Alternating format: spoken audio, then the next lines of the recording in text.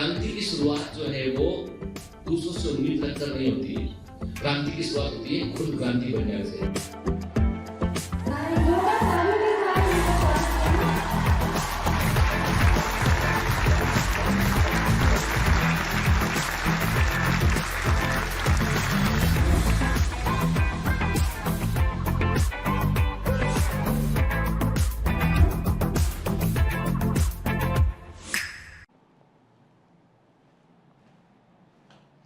Hello commandos, welcome to Biomentors classes online. I am doctor Jitendra Singh. तो चलिए आगे बढ़ते हैं हम सेल साइकिल और सेल डिवीजन में। तो पिछली क्लास में बेटा हम पढ़ रहे थे माइटोसिस को, और माइटोसिस में हमने बात किया था प्रोफेज के ऊपर के। हमने देखा था कि प्रोफेज जो है वो स्टेज होती है जो इंटरफेज के बाद जस्ट शुरू होती है, मतलब G2 फेज के बाद कोई अवस्था जो सबसे पहले सामना करती है वो होती है प्रोफेज के। तो क्रोमेटिन का कंडेंसेशन कैसे होता है, प्लेक्टोनेमिक कॉइलिंग क्या होता है, ये सब चीजों पर हमने पिछली क्लास में बात किया था। तो एक काम करते हैं, आगे बढ़ने के पहले मैं आपसे कुछ क्वेश्चन करूंगा, उनके आप उत्तर दीजिए, फिर आगे बढ़ते हैं। बताइए मुझे आप, what is the kinetochore in the chromosome के। क्रोमोसोम में काइनेटोकोर क्या होता है? मुझे मालूम है आप में से कई बच्चों को उसका उत्तर याद है अच्छे से, लेकिन एक बार आप मेरे कहने पर एक बार उसका उत्तर जरूर दीजिए कि काइनेटोकोर क्या होता है, टीलोमियर क्या होते हैं। यानी आपको बताना है, कुछ मैं क्रोमोसोम के स्ट्रक्चर में से कुछ चीजें पूछ रहा हूं आपको बताना है क्या होता है टीलोमियर, ठीक है, क्या होता है काइनेटोकोर, ठीक है, क्या होता है सेंट्रोमियर, ठीक है, क्लियर, क्या होते हैं स्पिंडल फाइबर, किससे बने होते हैं ये आप बताइएगा, किससे बने होते हैं, ठीक है। तो आपको बताना है कि what is telomere in chromosome, what is kinetochore, ठीक है, व्हाट इज सेंट्रोमियर एंड किससे बने होते हैं जो है spindle fibres are made up of, spindle fibre किससे बने होते हैं। इन प्रश्नों के आपको उत्तर देना है। और आपको एक क्वेश्चन में दोबारा रिपीट करूंगा, मुझे मालूम है मैंने पिछली क्लास में भी ये क्वेश्चन किया था और आप में से कई बच्चों ने बिल्कुल सही सही उत्तर दिया था, लेकिन मैं चाहता हूं कि इस क्वेश्चन को आप कभी भूल ना जाएं, मतलब आप इसे भूल ना जाएं, इसलिए एक बार दोबारा पूछ लूं, बुरा तो नहीं मानेंगे, दोबारा पूछ रहा हूं आपसे। आपको बताना है all the three check points, all the three check points, वे सभी चेक पॉइंट बताइए जो आपको सेल साइकिल में देखने मिलते हैं, यानी वे चेक पॉइंट जो सेल साइकिल में देखने मिलते हैं, तीनों चेक पॉइंट को आप बतलाएंगे। कि जिन बच्चों ने पिछली बार आंसर कर दिया था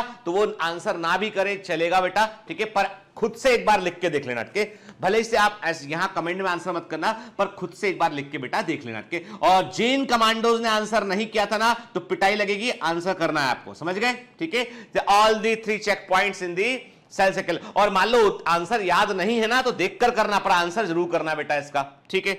चलिए फिर से आ गया ये, है ना।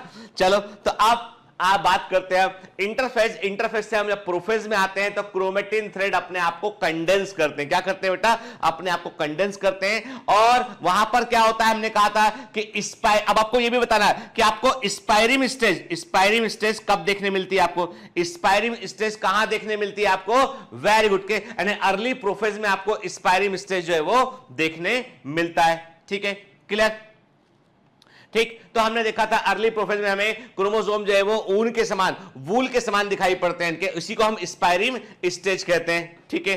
फिर हमने कहा था कि लेट प्रोफेज में nuclear membrane, nucleus, endoplasmic reticulum, Golgi complex, ये सब दिखना बंद हो जाते हैं, ठीक है ना। न्यूक्लियर मेम्ब्रेन डिसअपियर जाती है और साइटोप्लाज्म और न्यूक्लियर प्लाज्म में कोई भी अंतर नहीं बचता है, कॉमन फ्लूइड में क्रोमोसोम प्रेजेंट होते हैं, और क्रोमोसोम का मैक्सिमम कंडेंसेशन मेटाफेज में होता है, ये मैंने आपको पिछली क्लास में बतलाया था, और डीपीएस में मैंने आपको क्वेश्चन भी दिया था इसके ऊपर, ठीक है ना, क्लियर। फिर मैंने कहा था जैसे ही न्यूक्लियर मेम्ब्रेन गायब होती है, मतलब लेट प्रोफेज खत्म हो चुका है वहां पे, और उस समय मेटाफेज के शुरू होने के बीच में there is a time gap, एक समय अंतराल होता है जिसमें कि न्यूक्लियर स्पिंडल एपरेटस अपने आप को अरेंज करता है, और उस यानी वो टाइम गैप जब न्यूक्लियर इनवेलप गायब हुआ, जब न्यूक्लियर मेम्ब्रेन गायब हुआ और न्यूक्लियर स्पिंडल एपरेटस बन रहा है, उस दौरान जो टाइम गैप होता है उसे हम प्रोमेटाफेज कहते हैं। क्या बोलते हैं बेटा? उसको हम प्रोमेटाफेज कहते हैं। ट्रांजिशन टू मेटाफेज करके लिखा हुआ है किसमें? आपके एनसीईआरटी में लिखा हुआ है, ठीक है, क्लियर है ना। इसे हम बोलते हैं प्रोमेटाफेज कहते हैं, और यह होता है न्यूक्लियर स्पिंडल एपरेटस, इसमें सबसे जो नैरो, जो उसका नैरो एंड होता है उसे क्या बोलते हैं, उसे माइटोटिक पोल कहते हैं। और एनिमल सेल में इस माइटोटिक पोल पे क्या होगा बेटा, सेंट्रियोल प्रेजेंट रहेगा। तो हम इनको क्या बोलेंगे, एनिमल सेल में इनको हम एस्टर रेज बोलेंगे इनके।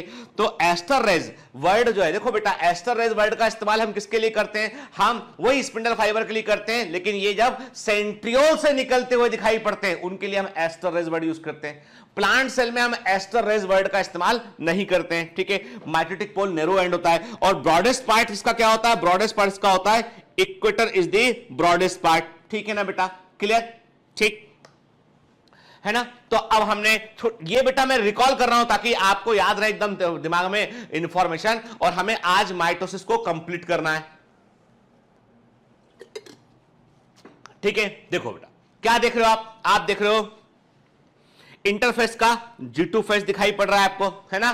क्रोमेटिन आपको साफ साफ नहीं दिखाई पड़ रहे हैं, यानी वो जाल के रूप में दिखाई पड़ रहे हैं। और जब आप प्रोफेज में आए तो क्रोमेटिन थ्रेड अलग अलग हो गए, कंडेंस हो रहे, क्रोमोसोम आपको दिखाई देने लगे। और प्रोमेटाफेज में क्या हो गया, न्यूक्लियर स्पिंडल एपरेटस बन रहा है, न्यूक्लियर मेम्ब्रेन गायब हो चुकी है, ठीक है, ठीक है। तो पिछली क्लास में हमने देखा था इस प्रकार से। और अर्ली प्रोफेज में ही जो सेंट्रियोल्स का होता है बेटा, जो डुप्लीकेटेड सेंट्रियोल्स हैं, सेंट्रोसोम जो अपने आप को एस फेज में डुप्लीकेट कर लिया था, वो अर्ली प्रोफेज में ही अपोजिट पोल की ओर, एक दूसरे से दूर की ओर वो मूव करने लगता है। देख रहे हैं आप, ये इधर मूव कर रहा है, ये इस तरफ मूव कर रहा है के, और ये एक दूसरे के आमने सामने पहुंच जाएंगे ताकि माइटोटिक पोल बन सके। लेकिन ये कहां किस में होगा बेटा, ये आपको देखने मिलेगा एनिमल सेल में देखने मिलेगा, प्लांट सेल में देखने आपको ये नहीं मिलेगा, याद रखिएगा, ठीक है ना, क्लियर, ठीक। तो हमने देखा कि हमने जो है वो हमने कुछ एनसीईआरटी के इमेजेस को लिया था। तो मैंने आपसे कहा बेटा ये वेरी वेरी इंपॉर्टेंट, और मैंने आपको एक क्वेश्चन भी दिया था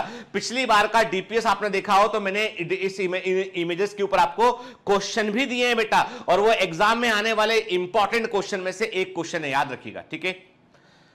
बायोमेंटर्स का सबसे बड़ा स्ट्रेंथ बेटा ये है कि हम आपको इतने सारे क्वेश्चन लगवाते हैं, और वो सारे क्वेश्चन हम एग्जाम वाले ही लगवाते हैं आपको, ठीक है। मतलब हम आपको कभी भी इररिलेवेंट क्वेश्चन नहीं देंगे जो एग्जाम में नहीं आएगा, ठीक है। हम आपको वही क्वेश्चन देते हैं जो एग्जाम में आता है, similar type of question exam में आते हैं। और पिछले 3-4 साल में जो भी पेपर आया बेटा, by the grace of God, ईश्वर की दया से, हमारी सबकी मेहनत से 100% पेपर जो है वो वहीं से आया जो हमने पढ़ाया। इसलिए बेटा प्लीज ना पेपर को, टेस्ट जो आपका डीपीपी, उसको बड़े मेटिकुलसली एग्जाम समझ के ही उसको सॉल्व किया कीजिए। आप में से कई बच्चों ने रिक्वेस्ट किया है डीपीपी में टाइमर लगाने के लिए, तो उस पर बेटा हमारी टीम काम कर रही है, जब लग जाएगा आपको बता देंगे हम, ठीक है, क्लियर। चलिए तो अब आते हैं मेटाफेज पे। तो मैंने आपसे कहा था बेटा, ध्यान से बात सुन के, बाद में पढ़ रहा पीछे, मेटाफेज की सबसे बड़ी कैरेक्टरिस्टिक होती है कि क्रोमोसोम अपने आप को जो है वो इक्वेटर पर अरेंज करते हैं। बस दिमाग में रख के, मेटाफेज का सबसे बड़ा कैरेक्टरिस्टिक ये होता है कि क्रोमोसोम अपने आप को इक्वेटर पर अरेंज करते हैं। That is the biggest characteristic of metaphase. इसका मतलब यह हुआ कि एक बात और समझ लो बेटा, यदि मेटाफेज में क्रोमोसोम अपने आप को इक्वेटर पर अरेंज करेंगे तो क्रोमोसोम को इक्वेटर पर आना पड़ेगा। मतलब क्रोमोसोम को इक्वेटर पर आना पड़ेगा, और क्रोमोसोम जब इक्वेटर पर आते हैं उस तरह के मूवमेंट को बोलते हैं हम कांग्रेशन, ठीक है। एनसीईआरटी में नहीं दे रखा है पर मालूम होना चाहिए। तो कांग्रेशन मूवमेंट क्या होता है, it is the movement of chromosome towards the equator के, ये इक्वेटर की तरफ जो है वो क्रोमोसोम का मूवमेंट होता है बेटा, ठीक है, क्लियर। चलिए देखते हैं क्या लिखा है। It takes around 1% time of total cell cycle, इसमें कुल कोशिका चक्र का 1% समय लगता है मेटाफेज में, ठीक है। And it is characterised by the complete formation of nuclear spindle apparatus, इसमें नाभिकीय स्पिंडल उपकरण पूर्णतः बन चुका होता है, ये इसकी विशेषता होता है।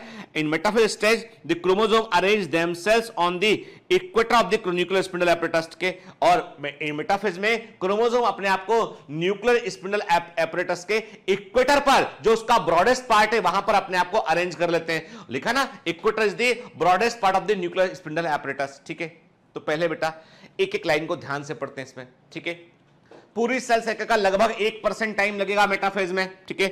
मेटाफेज की कैरेक्टरिस्टिक है कि न्यूक्लियर स्पिंडल एपरेटस पूरा बन चुका होगा, और उसके इक्वेटर पर क्रोमोसोम अपने आप को अरेंज कर चुके होंगे, और इक्वेटर न्यूक्लियर स्पिंडल एपरेटस का सबसे चौड़ा हिस्सा होता है, बीचों बीच वाला ब्रॉडेस्ट पार्ट होता है जहां पे क्रोमोसोम अपने आप को अरेंज करते हैं, ठीक है।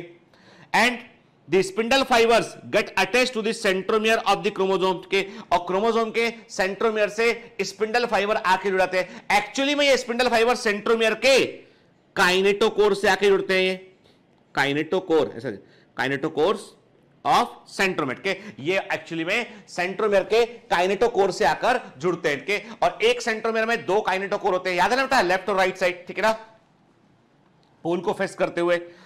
The spindle fibres from one pole of the nuclear spindle apparatus join the one side of the centromere of the chromosome at the kinetochore plate। देखिए साफ साफ लिखा हुआ है, यानी न्यूक्लियर स्पिंडल एपरेटस के एक पोल के स्पिंडल फाइबर जो है क्रोमोसोम के सेंट्रोमियर पर काइनेटोकोर प्लेट से जुड़ते हैं, है ना, ठीक। The centromere of chromosome is attached with the spindle fibre of both the poles, ठीक है ना।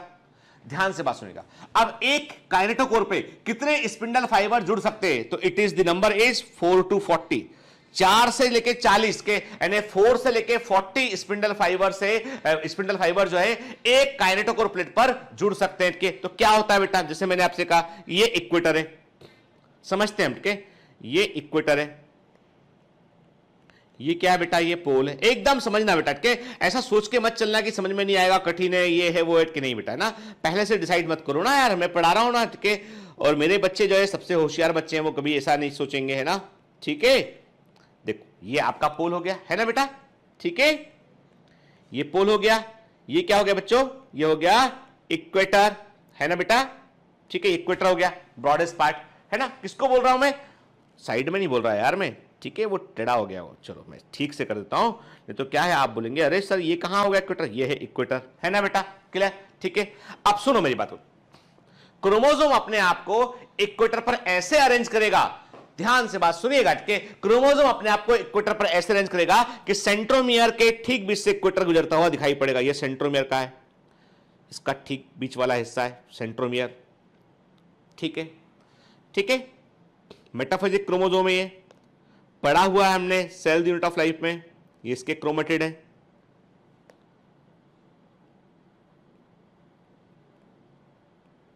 ठीक है ना, ये इसके क्रोमेटिड है, ठीक है। तो हमने इसके क्रोमेटिड को हमने ऐसा ब्लू कलर ये दे दिया हमने, बीच में जहां जुड़ा है वो क्या है बेटा, वो उसका सेंट्रोमियर है, वो के सेंट्रोमियर पे क्या होता है, काइनेटोकोर प्लेट, तो हमने कहा ये है काइनेटोकोर प्लेट,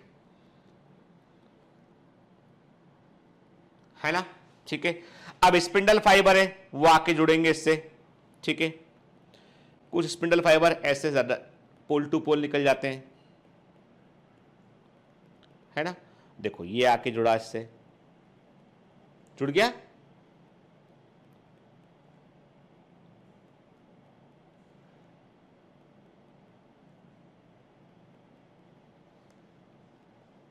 जुड़ गए, ठीक है। अब सोचिए ये होता है मेटाफेज में एग्जैक्ट अरेंजमेंट के, मेटाफेज में क्रोमोसोम बिल्कुल इसी प्रकार से अरेंज रहेगा के। और सबसे अच्छा तरीका बेटा, मैं कभी कभी कुछ छोटे छोटे रफ डायग्राम बनाता हूं ना, उनको बनाते चला करो साथ में, उससे क्या होता है कि वो बिल्कुल ड्यूरिंग द लेक्चर हम जब लाइन डायग्राम ड्रॉ करते हैं ना, वो बड़े समझने में काम आते हैं। तो मैंने क्या कहा आपसे कि इक्वेटर क्या है, क्रोमोसोम ने अपने आप को इक्वेटर पर कैसे अरेंज किया, हमने देखा कि इक्वेटर के ठीक बीच, इक्वेटर सेंट्रोमियर के ठीक बीच से, इक्वेटर सेंट्रोमियर के ठीक बीच से गुजरा था, सेंट्रोमियर का आधा हिस्सा इक्वेटर के इस तरफ, आधा उस तरफ था, काइनेटोकोर प्लेट को दोनों तरफ से स्पिंडल फाइबर ने जोड़ दिया, ठीक है। अब सुनिएगा बात को, जब एनाफेज होगा बेटा, तो एनाफेज में क्या हुआ, एनाफेज में ये स्पिंडल फाइबर जो जुड़े हुए हैं वो इसको इस तरफ खींचेंगे, ऐसे खींचेंगे, ये इसको इस पोल पे खींचेंगे, ठीक है। तो क्या होगा, फोर्स लगेगा, कहां फोर्स लगेगा, सेंट्रोमियर में फोर्स लगेगा, तो क्या होगा फिर एनाफेज में, ये डिवाइड कर जाएगा, ये देखो डिवाइड कर गया, कर जाएगा डिवाइड ना, ठीक है। और क्या बन जाएगा, आप डॉटर क्रोमोसोम बन जाएंगे, दोनों क्रोमेटिड अलग अलग हो जाएंगे। ऐसा कहां देखने मिलेगा हमें, एनाफेज में देखने मिलेगा। अभी चूंकि हम एनाफेज की बात नहीं कर रहे हैं, मेटाफेज की बात कर रहे हैं, तो चलो वापस हम इसको बनाते हैं। हमने कहा अभी जुड़ा हुआ है, अभी टूटा नहीं है, क्लियर। अब ये पूरा पैराग्राफ समझ में आया बेटा, अच्छे से आगे बढ़े हम, है ना, ठीक है। देखो ऐसे देखो, है ना, देख रहे हो बेटा, है ना, देखो ना, आपको बकायदा दिखा, आपको क्रोमोसोम की आर्म दिखाई पड़ रही है, सेंट्रोमियर दिखाई पड़ रहा है, सेंट्रोमियर पे ये जो है ना, ये स्पिंडल फाइबर, ये क्या है बेटा, ये स्पिंडल फाइबर होते हैं जो कि किससे बने होते हैं, जो कि माइक्रोट्यूब्यूल से बने होते हैं, ठीक है। जहां जुड़ा है ये जगह क्या है, ये जगह होती है kinetochore, kinetochore of centromere, kinetochore of centromere, है ना, ठीक है, क्लियर, देखिए आप, है ना, एग्जैक्टली समझो बेटा ना, इमेजेस को देखो, समझो, जैसे 3D इमेज है, अच्छे समझ में हमको आ रहा है कि kinetochore, centromere, and this is the spindle fibres, है ना बेटा।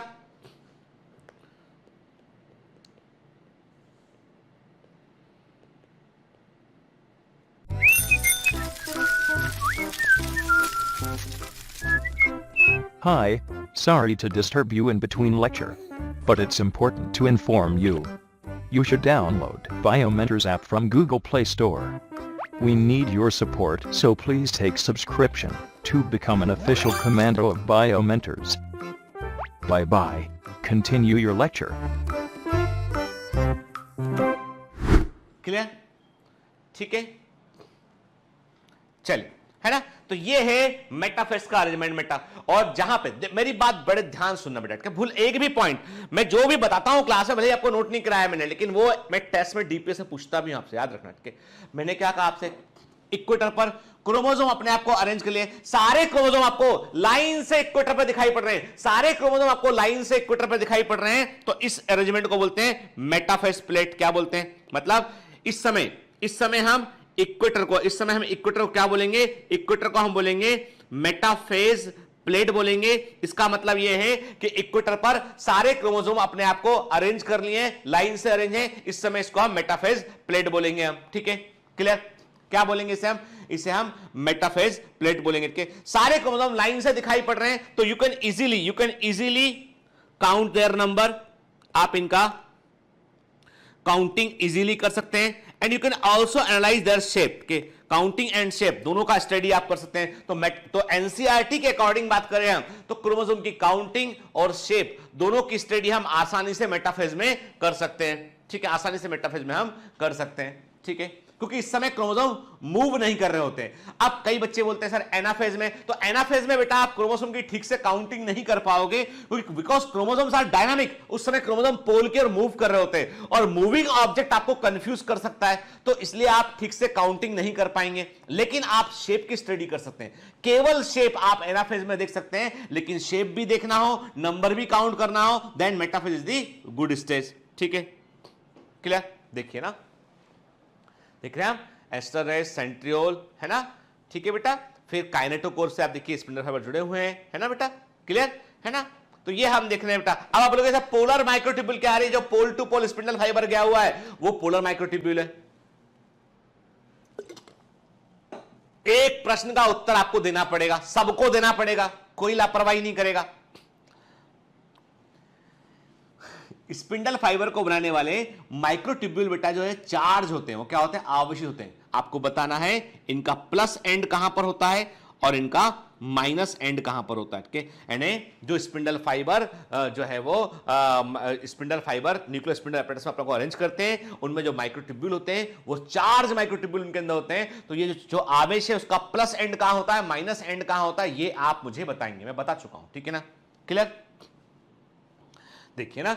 अब हम 3D इमेज देख रहे हैं यहाँ पे, तो मेटाफेज प्लेट मतलब इक्वेटर की बात करें, क्रोमोसोम अपने आप को अरेंज कर लिए, ठीक है ना, एक अलग एंगल से देख रहे हैं यहाँ पे हम, और हम देख रहे हैं कि इस प्रकार का अरेंजमेंट हमको मेटाफेज है। मेटाफेज को तो आप देखकर ही पहचान लेंगे, गलती मत करना हटके। मेटाफेज को यानी इक्वेटर पर क्रोमोसोम आपको अरेंज दिखाई पड़ रहे हैं, मतलब वो क्या है, वो मेटाफेज है। ठीक है, ठीक है, ये आप देखिए फेज कंट्रास्ट माइक्रोस्कोप के, याद रखिए, यदि आपको dividing cell, if you want to study the living dividing cell, यदि आपको जीवित डिवाइडिंग सेल की स्टडी करना है, तो सबसे अच्छा माइक्रोस्कोप जो है वो है phase contrast microscope. It is the best microscope. के इलेक्ट्रॉन माइक्रोस्कोप में आप लिविंग की स्टडी नहीं कर सकते के, बाकी कंपाउंड माइक्रोस्कोप में भी आप देख सकते हैं, लेकिन यदि आपको बहुत अच्छे से स्टैनिंग करने के बाद फ्लोरोसेंट देखना है, कलर में देखना है, आपको फोटोग्राफ लेना है उसका, then best microscope is the phase contrast microscope. ठीक है, ये अब एनसीईआरटी का इमेज है बेटा, याद रखना, वेरी वेरी इंपॉर्टेंट। ठीक है, अति महत्वपूर्ण है। ठीक है, एग्जाम में आने वाला है, इसलिए बेटा भूलने का नहीं। ठीक है, क्लियर, चलिए। At metaphase stage the chromosomes shows maximum condensation, पूछा मैंने आपको वैसे के मेटाफेज अवस्था में क्रोमोसोम सबसे अधिक संघनन को दर्शाते हैं। इस समय कोई भी जेनेटिक एक्टिविटी आपको होती हुई नहीं दिखाई पड़ेगी। मेटाफेज में हम क्रोमोसोम की बेस्ट काउंटिंग कर सकते हैं, ठीक है। Even we can study the shape, हम क्रोमोसोम की शेप की भी स्टडी यहां पर कर सकते हैं, ठीक है ना। तो एक सिंपल सा डायग्राम हमने बनाया यहाँ पे कि मेटाफेज में क्रोमोसोम अपने आप को कैसे अरेंज करेंगे बेटा, है ना, ठीक है। तो आप देख रहे हैं, आपको दिखाई पड़ रहा है, दिस इज दी माइटोटिक पोल, ये माइटोटिक पोल है बेटा, है ना, ये भी माइटोटिक पोल है, ठीक है। ये क्या है, ये है इक्वेटर, है ना, जिसको हमने क्या बोलते हैं, इसको हम अभी इस समय हम इसको मेटाफेज प्लेट भी कह सकते हैं विथ क्रोमोसोम, इसे मेटाफेज क्लेड भी कह सकते हैं। क्रोमोसोम दिखाई पड़ रहे हैं, स्पिंडल फाइबर कनेक्टेड है, यहाँ पे काइनेटोकोर आपको दिखाई पड़ रहा है, ठीक है, क्लियर, ठीक। अब एनसीईआरटी में क्या लिखा उसको पढ़ लेते हैं बेटा, है ना, ठीक है। पढ़ने में मजा लो यार, है ना, बोर नहीं हुआ कर के, ठीक है। ये बोरियत वाला काम नहीं, ठीक है, चाहे मुंह धो के आओ और पढ़ने बैठो, चलो, है ना, ठीक है ना, लापरवाही नहीं करना यार, है ना, क्योंकि मजा कैसे आएगा बेटा ना। देखो यार, इतना बड़ा लक्ष्य गोल है, उसके लिए तो हमको आलस्य को त्यागना पड़ेगा, है ना बेटा, ठीक है ना। तो सब मालूम चल जाता है, ये आप लेटेस्ट टेक्नोलॉजी है कि आपने थोड़ा कम सोया आज, ठीक है, नींद सी भी आ रही है, ठीक है, तो ये सब मालूम चल जाता है, ठीक है। ऐसा मत सोचना कि मालूम नहीं चलता सर को। चलिए, the complete disintegration of the nuclear envelope mark the start of the second phase of mitosis. देखिए अब क्या बोल रहा है वो, जैसे ही आपका लेट प्रोफेज खत्म हुआ, कैसे मालूम चला, न्यूक्लियर मेम्ब्रेन गायब हो गई, मतलब लेट प्रोफेज खत्म हो गया, ठीक है, और इसका मतलब आप सेकंड स्टेज में इंटर कर चुके हैं, ठीक है। और अब क्रोमोसोम कहां आ गए, वो सीधे सीधे साइटोप्लाज्म में स्प्रेड हो चुके हैं, ठीक है ना, clear. But this stage the condensation of chromosome is completed, chromosome का मैक्सिमम कंडेंशन हो चुका होता है, अब वो इससे और अधिक क्रोमोसोम कंडेंस नहीं हो सकते हैं। तो हम कह सकते हैं कि मेटाफेज के जो क्रोमोसोम होते हैं, they are the shortest chromosome के, यानी मेटाफेजिक क्रोमोसोम जो होते हैं वो क्रोमोसोम शॉर्टेस्ट होते हैं, मतलब सबसे अधिक कंडेंस होगा, मतलब सबसे अधिक फोल्ड हो चुका है, सबसे अधिक दबा दिया, प्रेस कर दिया उसको, तो they are the shortest chromosome as compare to the prophasic chromosome.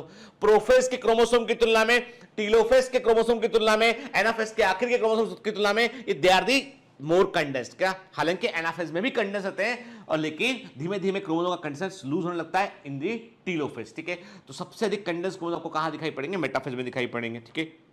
They can be observe clearly under the microscope, इन्हें माइक्रोस्कोप में आसानी से देख सकते हैं। This is then is the stage which morphology of chromosome is most easily studied, के चूंकि chromosome सबसे अधिक कंडेंस हैं, उनको आसानी से माइक्रोस्कोप में देख सकते हैं आप, इसीलिए आप क्रोमोसोम की मॉर्फोलॉजी का, आकारिकी का अध्ययन करते हैं। आपके मैंने क्या कहा, क्रोमोसोम सबसे अधिक कंडेंस हैं, उनको आप आसानी से माइक्रोस्कोप में देख सकते हैं, इसलिए it is the best stage to study the morphology of chromosome, ठीक है, clear. At this stage, metaphase chromosome is made up of two sister chromatid, मतलब कैसा है मेटाफेज क्रोमोसोम, ये उसका सेंट्रोमियर है, ये क्रोमेटिड, ठीक है, ये एक this is the one chromatid, this is the another chromatid, दोनों आपस में क्या है, सिस्टर क्रोमेटिड है। याद है ना, हमने cell the unit of life में मेटाफेजिक क्रोमोसोम को पढ़ा था, ठीक है, क्लियर। दोनों के दोनों सेंट्रोमियर पर जुड़े होते हैं, के, और small disc shape structure at the surface of the centromere are called the kinetochore, के। यहां पे क्या होता है, इसकी सरफेस पे आपको ऐसे दिखाई पड़ेगा, ये काइनेटोकोर दिखाई पड़ेगा, प्लेट के समान, डिस्क के समान दिखाई पड़ेगा, ठीक है। These structures serve as the site of the attachment of spindle fiber. Kinetochore वो जगह होती है जहां पर स्पिंडल फाइबर आकर जुड़ते हैं बेटा, ठीक है ना, क्या, क्लियर, ठीक है। टू द क्रोमोसोम एंड, ठीक है, form by the spindle fibres, actually found by the microtubule आना चाहिए, फाउंड बाय द माइक्रोट्यूब्यूल, ये माइक्रोट्यूब्यूल से बने होते हैं, ठीक है। और ये क्या, देखो मैं क्या लिखा है यहाँ पे, the structure serve as the site for the attachment of the spindle fibre. ये स्ट्रक्चर जो होते हैं स्पिंडल फाइबर के अटैचमेंट की जगह होते हैं, और स्पिंडल फाइबर माइक्रोट्यूब्यूल से बने होते हैं बेटा, और ये to the chromosome that are moved into position at the centre of the cell, के ये क्रोमोसोम अपने आप को सेल के एकदम सेंटर में, जहां पर इक्वेटर होता है, वहां पर अपने आप को अरेंज कर लेते हैं। याद रखिएगा, क्रोमोसोम का मूवमेंट जो इक्वेटर की ओर होता है, इक्वेटर पर अरेंज करने के लिए, उसे हम क्या बोलते हैं बेटा, उसे हम बोलते हैं कांग्रेशन कहते हैं, उसके लिए हम कांग्रेशन वर्ड का इस्तेमाल करते हैं। दोबारा बता रहा हूं, ठीक है, ठीक।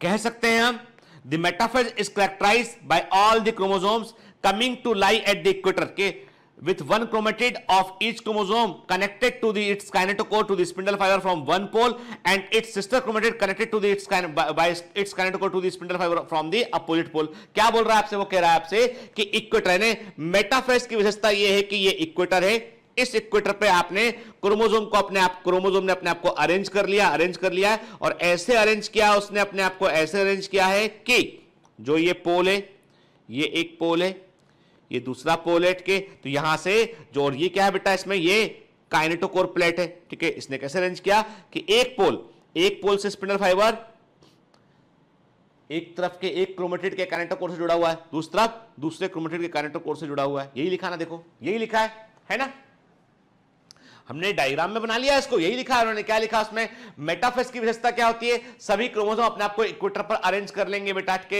एक, और उसमें क्या होगा बेटा कि ये क्रोमेटिड कैसा होगा, ये एक पोल के, यानी एक क्रोमेटिड जो होगा वो एक पोल के, यानी क्रोमोसोम का एक क्रोमेटिड एक पोल के स्पिंडल फाइबर से जुड़ा होगा थ्रू दी काइनेटोकोर के, और दूसरे तरफ के दूसरा सिस्टर क्रोमेटिड जो होगा उसका काइनेटोकोर जो है वो दूसरे पोल के स्पिंडल फाइबर से जुड़ा होगा। क्लियर, ठीक है ना।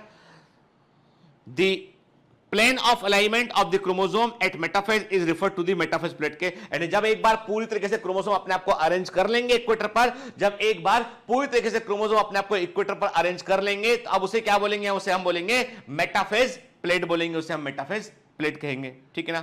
क्लियर, इसका मतलब the key features of metaphase के मतलब यह हुआ बेटा कि अब हम मेटाफेज के की फीचर, मुख्य लक्षणों की हम बात करते हैं, ठीक है। Spindle fibres attach to kinetochore of the chromosome, spindle fibre chromosome के काइनेटोकोर से जो है वो जुड़े होते हैं। Spindle fibres attach to the kinetochore of the chromosome, spindle fibre chromosome के काइनेटोकोर से जुड़े होते हैं।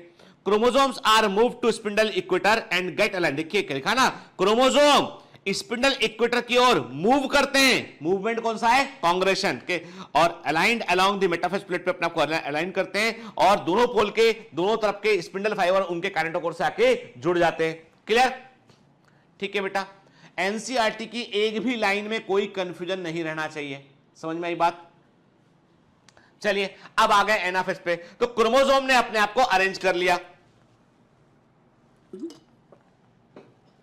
क्रोमोसोम ने अपने आप को अरेंज कर लिया। अब क्या होगा, अब दोनों पोल के स्पिंडल फाइबर खींचेंगे उसको, तो सेंट्रोमियर जो है वो दो हिस्सों में बढ़ जाएगा। अरे कोई फेविकोल का जोड़ थोड़ी ना कि टूटेगा नहीं कभी, तो सेंट्रोमियर टूट जाएगा दो हिस्सों में, ठीक है। It is the shortest phase of cell cycle, anaphase cell cycle की सबसे छोटी अवस्था होती है, तकरीबन 0.5% से भी कम टाइम लगता है इसमें सेल साइकिल में। और इसकी विशेषता क्या होती है, स्प्लिटिंग ऑफ सेंट्रोमियर। भाई सिंपल सी बात है, आपने इस क्रोमोसोम को दोनों ओर से जोड़ के आपने खींचा, इसको इधर खींचा आपने, इसको आपने इधर खींचा, तो क्या होगा, दो हिस्सों में ये बट जाएगा एक के। तो सेंट्रोमियर की स्प्लिटिंग होती है वो कब होती है बेटा, वो एनाफेज में होती है। और स्प्लिटिंग ऑफ सेंट्रोमियर ही क्या करती है, क्रोमोसोम के दोनों क्रोमेटिड को अलग अलग कर देगी। अब हर एक क्रोमेटिड को हम क्या बोलेंगे, एक डॉटर क्रोमोसोम बोलेंगे। क्या बोलेंगे, एक डॉटर क्रोमोसोम बोलेंगे उसे हम, ठीक है। In anaphase stage, the spindle fiber which are attached to the centromere undergoes contraction, ठीक है। आपको पता है एक क्रोमोसोम को इक्वेटर से पोल तक लाने में 30 एटीपी खर्च होते हैं, 30 एटीपी का एक्सपेंस होता है। एक क्रोमोसोम को इक्वेटर से पोल तक लाने में 30 एटीपी खर्च करने पड़ते हैं। इसीलिए cell division is an energy consuming process, ठीक है। सेल डिवीजन जो होता है वो एक एनर्जी खर्च करने वाली प्रक्रिया होती है। This results in the splitting of the centromere and the chromatid now separate from each other and they move towards opposite pole। Simple सी बात है बेटा कि ये इक्वेटर है, ये इक्वेटर है, ठीक है, ये क्रोमोसोम है,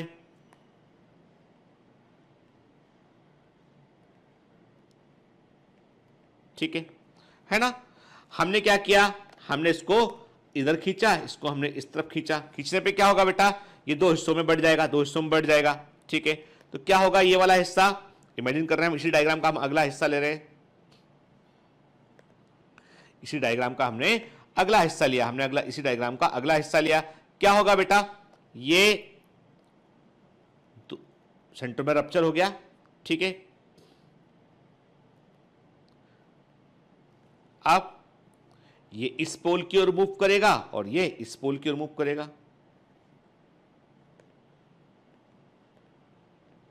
ठीक है, ऐसे होगा ना।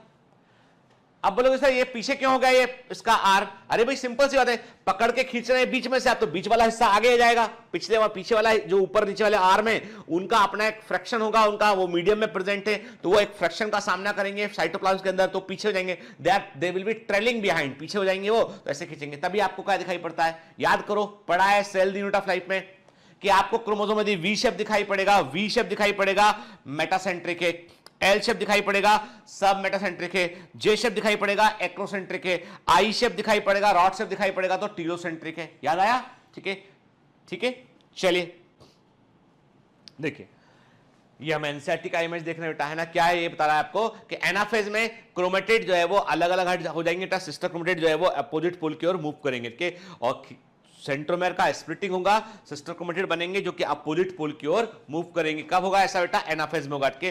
तो एनाफेज में क्रोमोसोम का मूवमेंट जो है, देखो कोई पूछता है क्रोमोसोम का, if you are a scientist and you are observing under the microscope, सुनना क्वेश्चन के, आप एक वैज्ञानिक है और माइक्रोस्कोप में आपके अंदर आप एक सेल डिवीजन को स्टडी कर रहे हैं और आपने देखा the chromosomes are moving towards equator, chromosome equator की ओर मूव कर रहे हैं, तो आपके हिसाब से कौन सी अवस्था होगी? आपके हिसाब से होगी मेटाफेज, प्रो मेटाफेज या मेटाफेज के, कि क्रोमोसोम इक्वेटर की ओर मूव कर रहे हैं। आप साइंटिस्ट है, आपने देखा कि क्रोमोसोम जो है वो पोल की ओर मूव कर रहे हैं, इसका मतलब वो क्या होगी? वो होगी एनाफेज होगी वो, ठीक है, क्लियर? देखिए ना, ये देखिए पोल की ओर क्रोमोसोम मूव कर रहे हैं, है ना, ठीक है,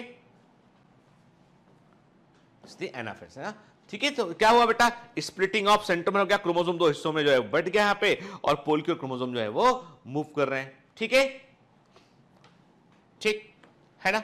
तो क्या हुआ देखो, अब फर्क देखो आप, मेटाफेज में अरेंज किया अपने आपको, एनाफेज में क्या हुआ? स्प्लिटिंग ऑफ सेंट्रोमेर हो गया और जो क्रोमोसोम है वो अपोजिट पोल की ओर वो मूव कर रहे हैं बेटा, है ना, ठीक है, ठीक है। ये हम फेज कंट्रास्ट माइक्रोस्कोप का ही एक फोटोग्राफ देख रहे हैं। ये क्या है? क्रोमोसोम दिखाई पड़ रहा है आपको अपोजिट पोल की ओर, आप इसको मूव करते हुए देख रहे हैं, ठीक। अब इंटरेस्टिंग बात के, यहां पर बेटा कुछ इंपॉर्टेंट क्वेश्चन बनते हैं, जैसे मैंने आपसे कहा समझते हैं, ठीक है। देखो अब यहां पे एक बड़ी मजेदार बात होती है कि यदि आप स्पिंडल फाइबर को देखें, कि स्पिंडल फाइबर को देखें तो न्यूक्लियर स्पिंडल एनाफेज में आपको 3 प्रकार के न्यूक्लियर स्पिंडल फाइबर आपको देखने मिलेंगे। न्यूक्लियर स्पिंडल में आपको 3 तरह के स्पिंडल फाइबर देखने मिलेंगे।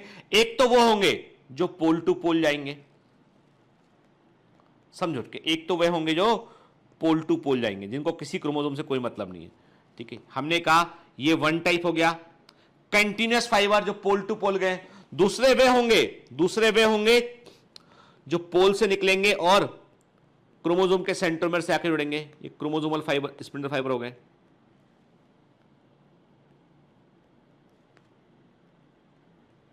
ठीक है। जो पोल टू पोल गए वो ये देखो, ये पोल टू पोल दिखाई पड़ रहा है ना, एक पोल से अगले पोल में कंटिन्यूअस फाइबर है।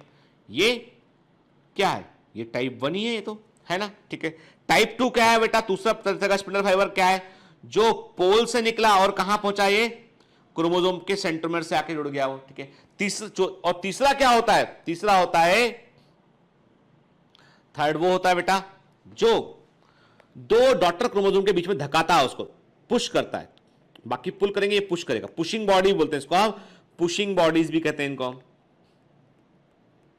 इनको बोलते हैं इंटरजोनल फाइबर। ये केवल एनाफेज में दिखाई पड़ेंगे आपको इसके, ठीक है, मेटाफेज में नहीं दिखाई पड़ेंगे।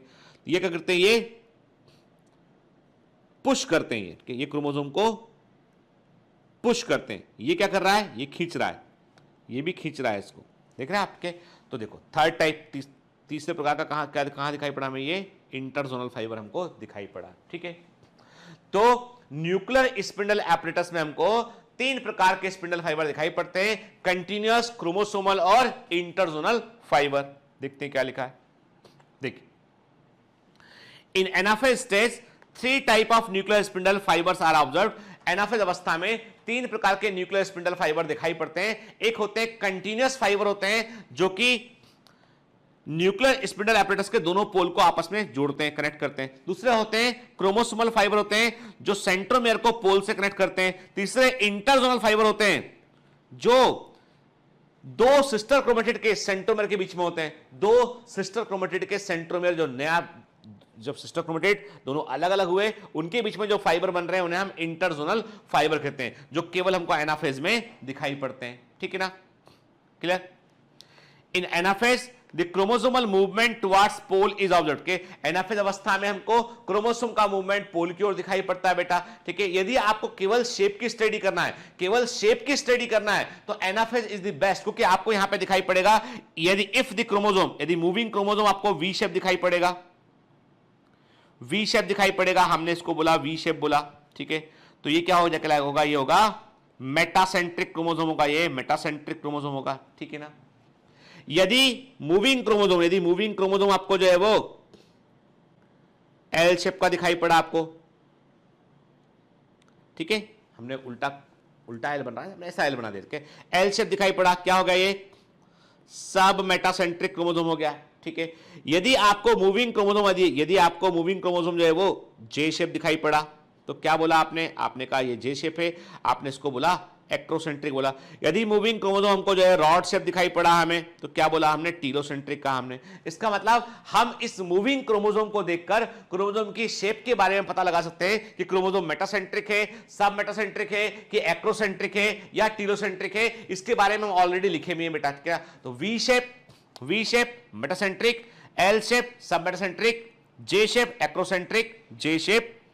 एक्रोसेंट्रिक के, और आई शेप या रॉड शेप जो है वो टीलोसेंट्रिक होता है। ठीक है, लेकिन मैंने फिर भी कहा आपसे कि यदि शेप और नंबर दोनों का एक साथ स्टडी करना हो तो बेस्ट आंसर होगा इसका बेटा मेटाफेज। बेस्ट आंसर क्या होगा इसका, मेटाफेज होगा। ठीक है, चलिए, तो ये हम देख रहे हैं एनाफेज, कि एनाफेज में हमें इस प्रकार का अरेंजमेंट देखने मिलेगा यहां पे। ठीक है बेटा, क्लियर है ना, कि देखो आपने देख रहे हैं कि अब देखो स्पिंडल फाइबर काउंट कर लो इसमें, देख लो आप, ये क्या है बेटा, लेवलिंग करते हैं, ये क्या है, माइटोटिक पोल है, ये क्या है, ये इक्वेटर है। ठीक है बेटा, है ना। फिर क्रोमोसोम सिस्टर क्रोमेटिड, ये क्या बोला हमने, कहा ये डॉटर क्रोमोसोम कहा इसको, अभी हमने इसको क्या बोला, इसको हमने डॉटर क्रोमोसोम कहा, जो डॉटर सेल के अंदर जाएगा ये, है ना। ठीक है, ये क्या है बेटा, ये दिखाई पड़ रहा है आपको, this is the interzonal fibre. ये क्या है, ये इंटर जोनल फाइबर है बेटा। के ये क्या है, ये continuous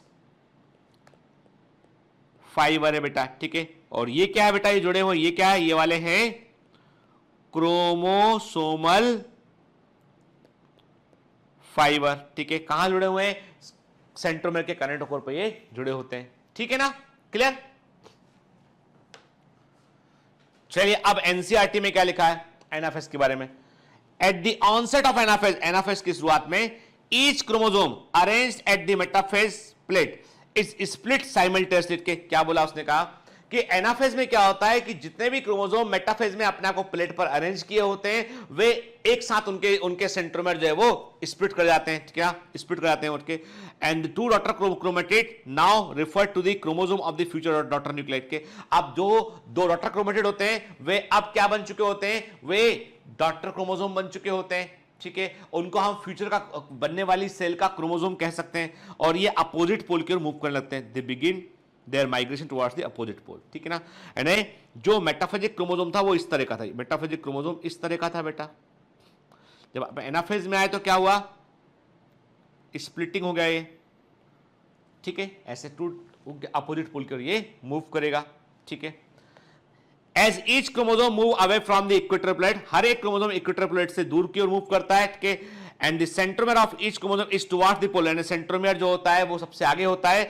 hence the leading edge सबसे आगे वो होता है, और आर्म जो है वो पीछे की होती है। मतलब कह ये रहा है आपसे वो कि यदि हम, ये इक्वेटर है, ठीक है, क्रोमोसोम डिवाइड किया यहां पे, क्रोमोसोम यहां पे डिवाइड किया, अपोजिट पोल की ओर ये मूव कर रहा है। क्या अपोजिट पोल की ओर ये मूव कर रहा है। ठीक है, अपोजिट पोल की ओर ये मूव कर रहा है। ठीक है, और पोल कहां है, ये हमने कहा ये this is the pole, mitotic pole है। ठीक है, ये खींचने वाले क्या है, स्पिंडल फाइबर है, ये खींच रहे हैं उसको, ठीक है। आर्म कहां रहेगी इसकी,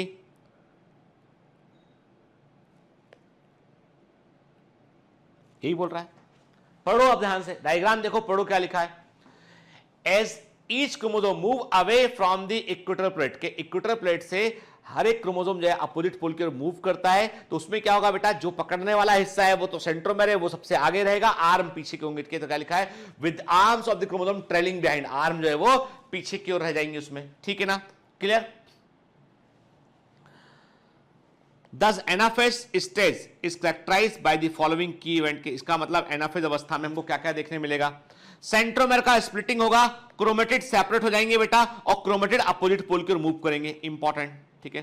सेंट्रोमेर स्प्लिट करेगा, क्रोमेटिड अलग अलग हो जाएंगे, ठीक है, और क्रोमेटिड अपोजिट पोल की ओर, विपरीत ध्रुवों की ओर वो मूव करेंगे, ठीक है ना। चलिए अब कहां आ गए हम, नेक्स्ट स्टेज पे आए हम, टीलोफेज पे, लास्ट स्टेज इसका एक के। अब इसमें क्या है, इसमें जो टाइम लगेगा वो telophase is just reverse, it is the just reverse of prophase, के ये प्रोफेज का ठीक उल्टा होता है, ठीक है। मतलब न्यूक्लियर मेम्ब्रेन न्यूक्लियस एपर हो जाएगा आखिर में, तब गायब हुआ था, क्रोमोसोम का कंडेंसेशन जो है वो डिकंडेंस हो जाएगा क्रोमोसोम यहां पे, ठीक है। तो ये प्रोफेज का ठीक अपोजिट होता है, क्या लिखा है, it takes 1 to 1.5% time of total cell cycle, के कुल सेल साइकिल का 1 से लेके 1.5% टाइम जो है टीलोफेज में लगता है। It begins when the chromosome have reached the poles, इसकी शुरुआत कब होती है, जब नहीं, टीलोफेज की बिगिनिंग कब मानते हो आप, जब क्रोमोसोम पोल पर पहुंच चुका होता है, देन हम क्या बोलते हैं, हम कहते हैं क्रोमोसोम, अब टीलोफेज की शुरुआत हो चुकी है यहां पे, ठीक है। And this phase is characterised by the reappearance of the nuclear membrane and nucleus, के और इस अवस्था की विशेषता क्या होती है, इस फेज की कैरेक्टरिस्टिक क्या होती है, कि न्यूक्लियर मेम्ब्रेन और न्यूक्लियस दोबारा से रीअपीयर आते हैं, ठीक है। और मैंने पहले भी कहा था कि न्यूक्लियर मेम्ब्रेन को कहां चला गया वो, के आसमान खा गया, धरती निकल गई, कहां चला गया, कुछ नहीं, ईआर ने अपने पास रख लिया था उसको, जरूरत पड़ी वापस कर देगा उसको उठ के, तो ईआर ने इसको बनाने में हेल्प किया, ठीक है, क्लियर।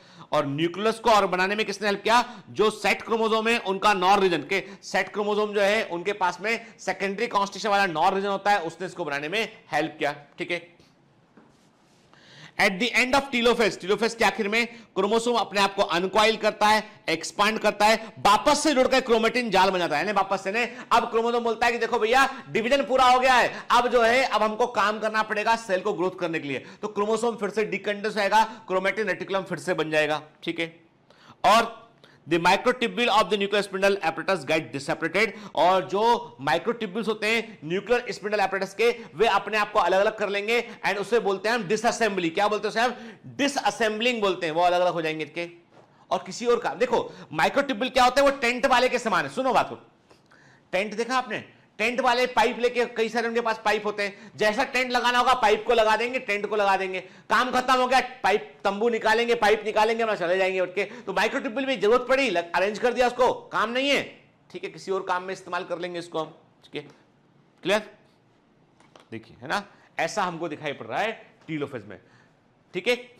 अब जैसे टीलोफेज शुरू होती है उस समय पर साइटोप्लाज्म के अंदर भी हलचल होने लगती है। हालांकि हम टीलोफेज को और साइटोकाइनेसिस को साथ में कोरिलेट नहीं कर सकते हैं, कारण ये कि प्रोफेज, मेटाफेज, एनाफेज, टीलोफेज ये न्यूक्लियस के डिवीजन की अवस्थाएं हैं और इनका संबंध है कैरियोकाइनेसिस से। लेकिन टीलोफेज के समय ही साइटोप्लाज्म के अंदर भी सेल के साइटोप्लाज्म को डिवाइड करने की तैयारी हो चुकी होती है, ठीक है।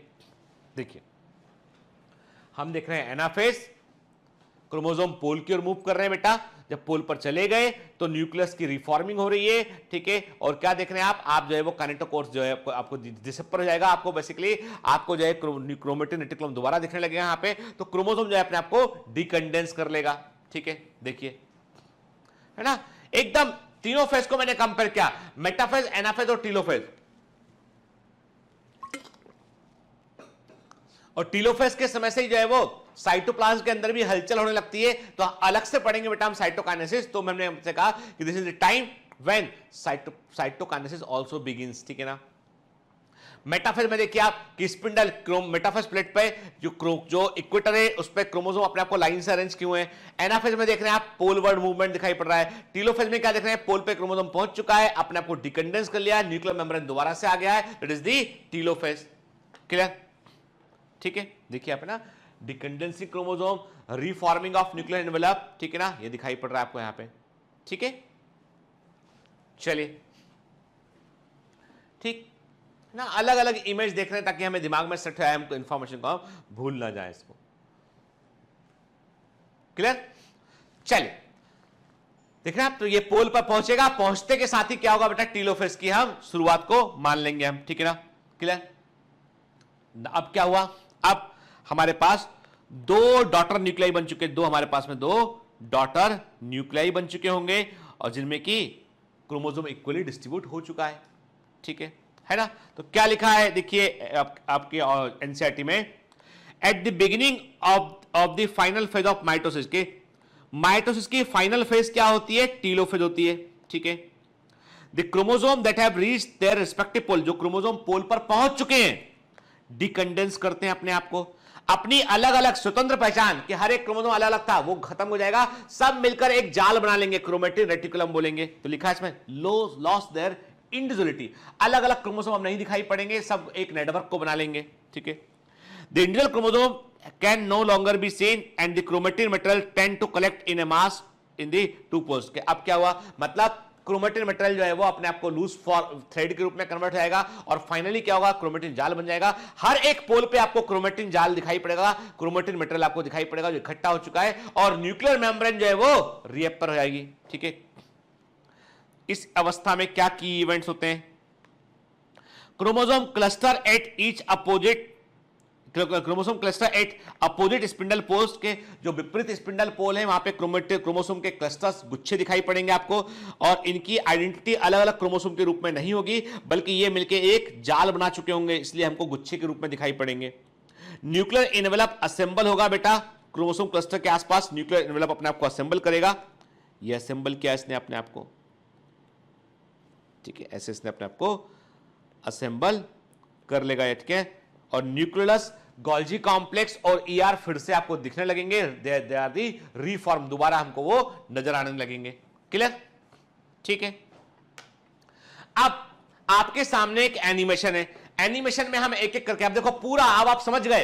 अब आप एक मन में इस एनिमेशन को कम से कम 3 बार ध्यान से देखिए, कम से कम 3 बार एनिमेशन को ध्यान से देखिएगा और हर एक स्टेज को मन में सोचिएगा कि कौन सा स्टेज आप देख रहे हैं। पहले आप देख लो, फिर मैं आपको स्टेज बता देता हूं बेटा।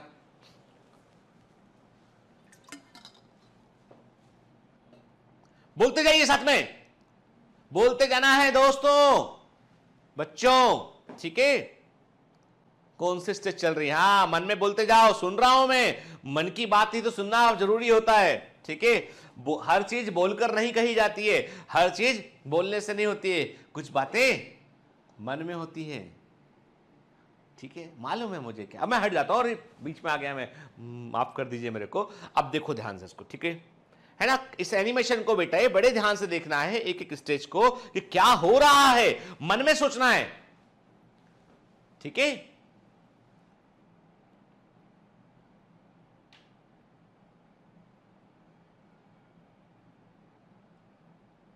ठीक है बेटा, है ना।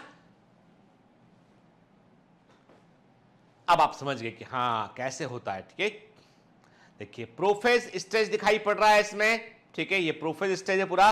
देन हम देख रहे हैं ये लेट प्रोफेज है यहाँ पे। देन न्यूक्लियर स्पिंडल एपरेटस का फॉर्मेशन हो रहा है। देन ये कांग्रेसल मूवमेंट था, मेटाफेज था, ये एनाफेज में हम चले गए। एनाफेज में पोल पे पहुंच गया है। देन शुरुआत हो गई टीलोफेज की, अब टीलोफेज हो गया है, दो अब साइटोकाइनेसिस हो गया। ठीक है, prophase prophase prophase prophase prophase prophase prophase pro metaphase metaphase metaphase anaphase anaphase anaphase telophase telophase telophase telophase cytokinesis, ऐसे बोलना था, है ना। ठीक है, चलिए आगे बढ़ते हैं। अब now come to the point, what is the significance of mitosis. Mitosis का सिग्निफिकेंस क्या होता है? It is the main division of growth, ये वृद्धि का प्रमुख विभाजन होता है बेटा, इसके बगैर ग्रोथ नहीं हो सकती है। ठीक है, प्रोड्यूस जेनेटिकली सिमिलर सेल, इससे बनने वाली सेल्स जो है वो जेनेटिकली सिमिलर होती है, उनमें कोई वेरिएशन नहीं होता है। It is the main division of the asexual reproduction, ये अलैंगिक प्रजनन एसेक्सुअल रिप्रोडक्शन का मेन डिवीजन होता है। जाइगोट से एम्ब्रियो बनने के लिए क्या होता है बेटा, माइटोसिस होता है, तो एम्ब्रियो जैसे में रोल प्ले करता है। कभी कोई चोट लग जाती है तो घाव को रिपेयरिंग करना है, हीलिंग करना है, तो उसमें जो मेन डिवीजन होता है वो क्या होता है, वो होता है माइटोसिस होता है। It is the main division. ठीक है, क्लियर है ना। अब एनसीईआरटी में क्या लिखा उसकी बात करते हैं। माइटोसिस और the equational division is usually restricted to the diploid cells only in animals। ठीक है बेटा, किसमें, एनिमल्स की बात कर रहे हैं हम कि एनिमल्स में केवल डिप्लॉइड सेल्स में होता है। कंफ्यूज मत हो जाना, मैं पहले भी बतला चुका हूं इस चीज को। प्लांट्स में ये आपको, पौधों में ये आपको हैप्लॉइड और डिप्लॉइड दोनों सेल में देखने मिलेगा। जो माइक्रोस्पोर होते हैं, मेगास्पोर होते हैं। माइक्रोस्पोर से बेटा, माइक्रोस्पोर से क्या बनता है, मेल गेमिटोफाइट बनता है। मेगास्पोर से फीमेल गेमिटोफाइट बनता है, तो उसके लिए माइटोसिस करनी पड़ती है। तो प्लांट्स में हैप्लॉइड और डिप्लॉइड सेल दोनों में माइटोसिस होती है, जबकि एनिमल में जो गैमिट होते हैं वो एकमात्र हैप्लॉइड सेल होते हैं, और एनिमल में गैमिट जो है वो माइटोसिस को शो नहीं करते हैं। ठीक है, mitosis or the equational division is usually restricted to the diploid cells only. However, in some lower plant and some social insect, haploid cells also divide by mitosis. अब देखिए यहां पे कुछ एक्सेप्शन भी है। देखो प्लांट्स में बोले तो ये गलत लिखा है एनसीईआरटी में कि केवल कुछ लोअर प्लांट में। देखो बेटा ऐसा है कि हायर प्लांट के अंदर भी माइटोसिस में हैप्लॉइड सेल डिवाइड होती हुई दिखाई पड़ती है। गैमेटोफाइट जो बनते हैं वो हैप्लॉइड सेल के डिवीजन से ही बनते हैं। ठीक है, अब रही बात लोअर प्लांट की, तो एल्गी है, एल्गी हैप्लॉइड होती है, स्पोर से पूरा एल्गी बनता है, तो लोअर प्लांट में हैप्लॉइड सेल माइटोसिस को शो करते हैं। ठीक है, और जैसे हमने कहा कि हनी बी होती है, हनी बी में क्या होता है, जो एग होता है, एग होता है, उस एग में बगैर फर्टिलाइजेशन के जो एग बनता है, उस एग में पार्थेनोजेनेसिस होता है और ड्रोन्स बनते हैं, मेल भी बनती है। तो कुछ एनिमल ऐसे हैं जो इसके एक्सेप्शन भी शो करते हैं। तो biology is the science of exception के, वहां पे आपको अनुपात देखने मिलेंगे, तो दिमाग में रखिए। And this is the important paragraph बेटा, भूलिएगा नहीं इसको आप, है ना। It is very essential to understand the significance of this division in the life of an organism. Mitosis usually result in the production of the diploid daughter cells with identical genetic complement के, मतलब यदि आपको genetically similar cell चाहिए, एकदम समान sales को produce करना है, एकदम इक्वल टाइप के सेल्स को प्रोड्यूस करना है, main division is the mitosis. ठीक है, the growth of multicellular organism is due to the mitosis के, जो मेन डिवीजन है ग्रोथ का वो क्या होता है, वो होता है माइटोसिस के। The growth, cell growth results in disturbing. अब देखो माइटोसिस होता क्यों है, इस बारे में हम already cell the unit of life में बात किए थे। हमने क्या कहा था, हमने कहा था कि ये वैसे ही होता है। आपने कभी देखा कि जो है क्या होता है, एक जिला है, सुनिएगा बात के, एक बड़ा जिला, आपने देखा होगा कई स्टेट में नए नए जिले बनते हैं, एक जिला है, बड़े साइज का डिस्ट्रिक्ट है वो, उस डिस्ट्रिक्ट में पॉपुलेशन बढ़ती चली जा रही है। अब वहां पर जो एडमिनिस्ट्रेटिव सिस्टम है वो उसका डीएनए, यानी जो वहां पे कलेक्टर काम कर रहा है, वहां पे जो प्रशासन काम कर रहा है वो उसका डीएनए, उसके पास इंफॉर्मेशन शहर कैसे करो। अब शहर का पॉपुलेशन इतना बड़ा हो गया है, कि अब क्या करें कि उस शहर को जो है वो संभालने में दिक्कत होने लगी है।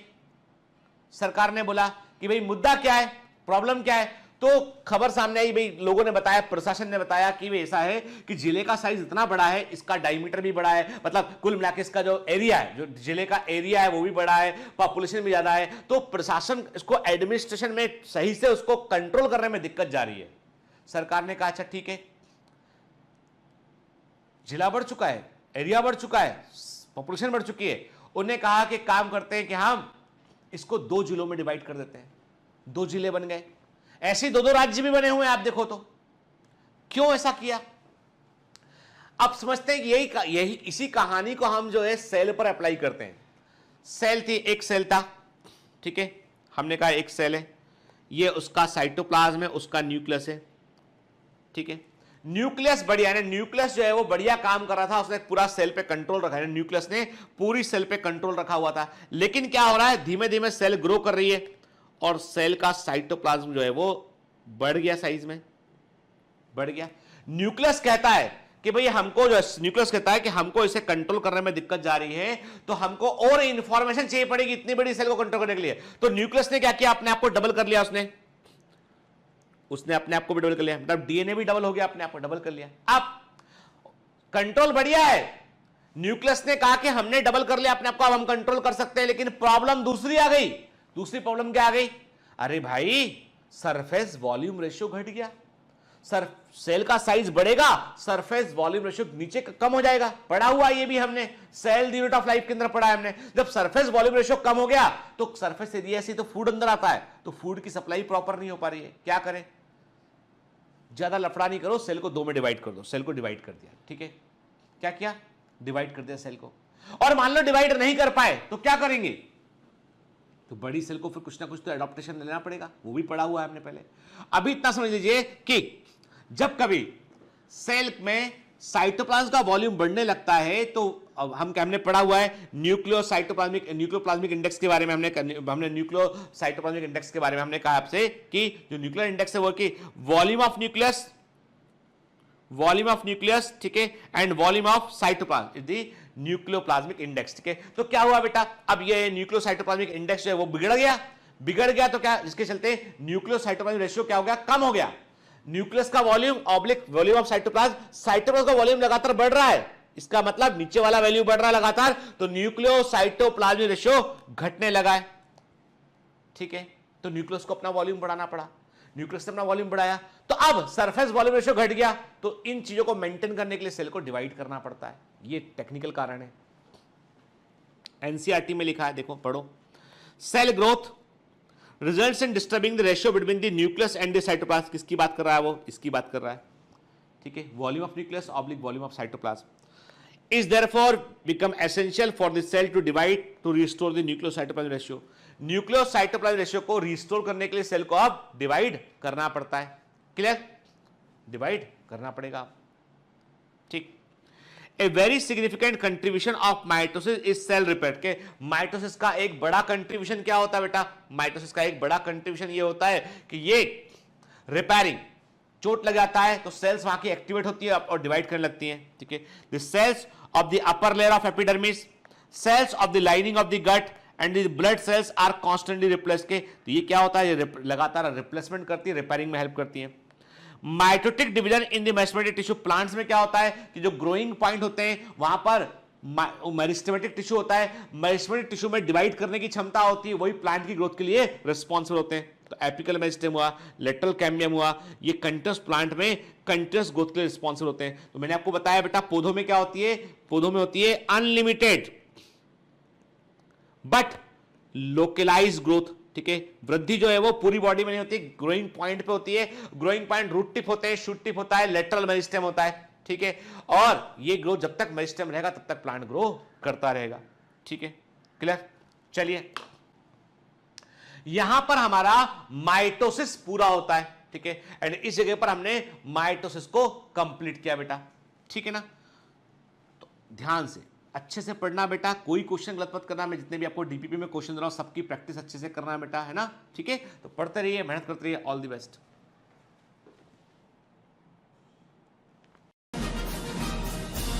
Hi. To become an official commando of Biomentors, join us at www.biomentors.online. Here you can solve daily practice papers, an online test. You can download performance enhancement sheets. You can track your progress. You can interact with other fellow commandos. Join us and prepare yourself. It's a commando training for your success. Download Biomentors online app from Google Play Store.